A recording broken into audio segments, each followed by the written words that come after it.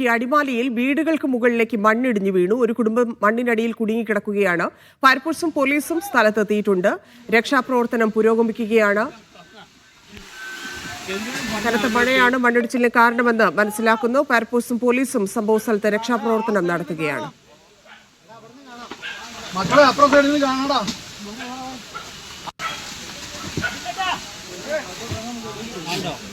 ദേശീയപാതയുടെ വർക്കുകൾ സംബന്ധിച്ച് വ്യാപകമായ പരാതികൾ നിലനിൽക്കുമ്പോഴും അശാസ്ത്രീയമായ നിർമ്മാണം കൊണ്ടാണ് അടിമാലി ടൗണിൽ നിന്ന് 1 കിലോമീറ്റർ അപ്പുറമുള്ള ലക്ഷം വീട് കോളനി ഭാഗത്തുള്ള ഏകദേശം 25ഓളം വീട്ടിലെ ആളുകളെ മാറ്റി താമസിപ്പിക്കേണ്ട ഒരവസ്ഥയിലൂടെയാണ് മുന്നോട്ട് പോയിക്കൊണ്ടിരിക്കുന്നത്. റോഡിന് മേളില് മണ്ണെടുത്തോട്ട് നല്ല വിള്ളലുണ്ട്. ഒത്തിരി കുറേ മേളില് മല ഇങ്ങനെ വിണ്ട് കയറി ഇരിക്കുകയാണ്. ഞങ്ങൾക്ക് അപ്പോൾ അത് കണ്ടപ്പോൾ ഞങ്ങൾക്ക് ആകെ പേടിയായി. ഞങ്ങൾ മേളിൽ പോയി കണ്ടു കഴിഞ്ഞപ്പോൾ ഞങ്ങളുടെ വീട്ടിലേക്കൊക്കെ മണ്ണ് വരുന്നുള്ള ഇതിലാണ് ഞങ്ങളിപ്പോൾ സ്കൂളിലാക്കിയേക്കുന്നത്. നമുക്ക് ഭയങ്കരമായിട്ട് ബുദ്ധിമുട്ടാണ്. അത് കണ്ടപ്പോൾ പേടിയാണ്. ശരിക്കും പറഞ്ഞാൽ അതുപോലെ മണ്ണ് ഇടിഞ്ഞിരിക്കുന്നത് മേളിൽ നിന്ന്.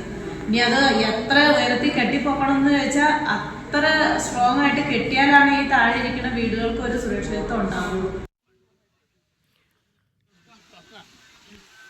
മുഹമ്മദ് ആഷിഖ് ചേരുന്നുണ്ട്. ആഷിഖ്, ഇപ്പോൾ രക്ഷാപ്രവർത്തനം എങ്ങനെ നടക്കുന്നു? വലിയ ഗുരുതരമായിട്ടുള്ള ആരോപണങ്ങളുണ്ട് ദേശീയപാത നിർമ്മാണവുമായൊക്കെ ബന്ധപ്പെട്ടുകൊണ്ട്. എന്താണ് സംഭവിച്ചത്?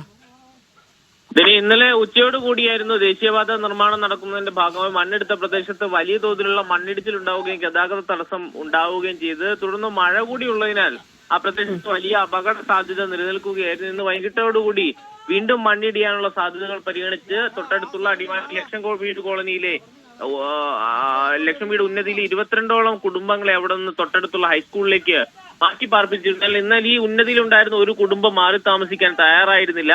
അവർ ആ വീട്ടിൽ തന്നെ കഴിഞ്ഞു വരികയായിരുന്നു.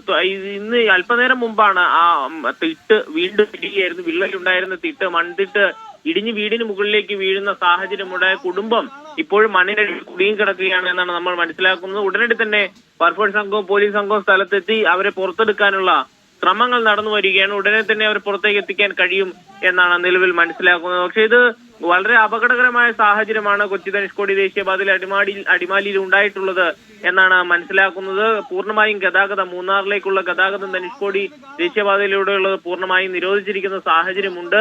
അതുകൊണ്ട് തന്നെ വഴിതിരിച്ചുവിടുന്ന വലിയ ഗതാഗത തടസ്സം ഉണ്ടാകുന്നു. വാഹനങ്ങൾക്ക് വഴിതിരിച്ചുവിടുന്ന സാഹചര്യം അടക്കം നിലനിൽക്കവെയാണ് വീണ്ടും മണ്ണിടിഞ്ഞ് വീണ് കെട്ടിടങ്ങൾ തകരുന്ന സാഹചര്യം. വീടുകൾക്ക് മുകളിലേക്ക് ഈ മണ്ണിടിഞ്ഞ് വീഴുകയും അതിനുള്ള ഒരു കുടുംബം കുടുങ്ങിക്കിടക്കുന്ന സാഹചര്യം അടക്കം ഉണ്ടായിട്ടുള്ളത്. വലിയ സുരക്ഷാ വീഴ്ച നിർമ്മാണ പ്രവർത്തനവുമായി ബന്ധപ്പെട്ട് ഉണ്ടായിട്ടുണ്ട് എന്നാണ് അവിടുന്ന് പ്രാദേശികമായി നമുക്ക് ലഭിക്കുന്ന വിവരം. ഏതായാലും വലിയ തോതിൽ മണ്ണിടിഞ്ഞു വീണിട്ടുണ്ട്. ശക്തമായി പെയ്തുകൊണ്ടിരുന്ന മഴയും അതിനൊരു പ്രധാന കാരണമായി എന്നാണ് നമ്മൾ മനസ്സിലാക്കുന്നത്. ഇപ്പോൾ ഒരു കുടുംബം അടിമാലി ലക്ഷം വീട് ഉന്നതിയിലെ 22 കുടുംബങ്ങളിൽ ഒരു കുടുംബം മണ്ണിനടിയിൽ കുടുങ്ങിക്കിടക്കുകയാണ്. ആ വീടിനുള്ളിൽ എത്ര പേരുണ്ട് എന്നുള്ളതിൽ തന്നെ ഇപ്പോഴും അവ്യക്തതയുണ്ട്. പക്ഷെ ആ വീട്ടിലുള്ള ആളുകൾ പുറത്തേക്ക് മാറി താമസിപ്പിക്കുന്നതിന്റെ ഭാഗമായി മാറാൻ തയ്യാറായിരുന്നില്ല. അവർ ആ വീട്ടിൽ തന്നെ കഴിഞ്ഞു വരികയാണ്. തുടർന്നാണ് മണ്ണിടിഞ്ഞ് വീണ് അതിൽ കുടുങ്ങിയത്. ഇപ്പോൾ ഫയർഫോഴ്സും പോലീസും ചേർന്ന് അവരെ അവിടെ നിന്ന് പുറത്തെത്തിക്കാനുള്ള ശ്രമം നടന്നു വരികയാണ്. ധന്യ, യെസ്, എത്ര പേരുണ്ടായിരുന്നു എന്നതിൽ ഇപ്പോഴും സ്ഥിരീകരണമായിട്ടില്ല അല്ലെ? ഇത് ഏത് ഭാഗത്താണ് ഈ ഉന്നതി, ഏത് ഭാഗത്തായിട്ടാണ് ആഷിഖ് ഉള്ളത്? അതായത് വീട് മുഴുവനായിട്ട് ഇടിഞ്ഞ് വീണിരിക്കുന്ന അവസ്ഥയാണോ? രക്ഷപ്പെടുത്തൽ ശ്രമകരമാണോ? വീടിന് മുകളിലേക്ക് മണ്ണിടിഞ്ഞ് വീണതാണ് എന്നാണ് നമ്മൾ മനസ്സിലാക്കുന്നത്. ദേശീയപാതയുടെ ഓരത്ത് തന്നെയുള്ള ഒരു ലക്ഷം വീട് ഉന്നതിയാണ്. ഏതാണ്ട് 20-30ഓളം കുടുംബങ്ങളുള്ളതാണ്.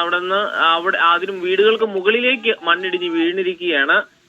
വലിയ പ്രയാസമില്ല എന്നാണ് രക്ഷാപ്രവർത്തനത്തിന് നേതൃത്വം നൽകുന്ന ആളുകളടക്കം പറയുന്നത്. ഉടനെ തന്നെ അവരെ പുറത്തേക്ക് മാറ്റാൻ കഴിയും എന്ന പ്രതീക്ഷ അവർ പങ്കുവയ്ക്കുന്നുണ്ട്. പക്ഷെ നമുക്ക് അവസാനമായ വിവരം ലഭിക്കുമ്പോഴും ഇതേവരെ അവിടെ നിന്ന് പുറത്തേക്ക് അവരെ മാറ്റിയിട്ടില്ല, കുടുങ്ങിക്കിടക്കുകയാണ് എന്നുള്ളതാണ്. ഏതാണ്ട് 5ഓളം പേരുണ്ട് എന്ന കണക്കാണ് നിലവിൽ വരുന്നത്. പക്ഷെ അത് സ്ഥിരീകരിക്കാനായിട്ടില്ല. അവരെ പുറത്തെത്തിക്കേണ്ടതുണ്ട്. അപകടാവസ്ഥ നിലനിൽക്കുകയായിരുന്നു. വലിയ ഗുരുതരമായ സാഹചര്യം അവിടെ നിലനിൽക്കുന്നുണ്ടായിരുന്നു. വലിയ വിള്ളൽ ഈ മൺതിട്ടയിൽ ഇന്നലെ കണ്ടതാണ്.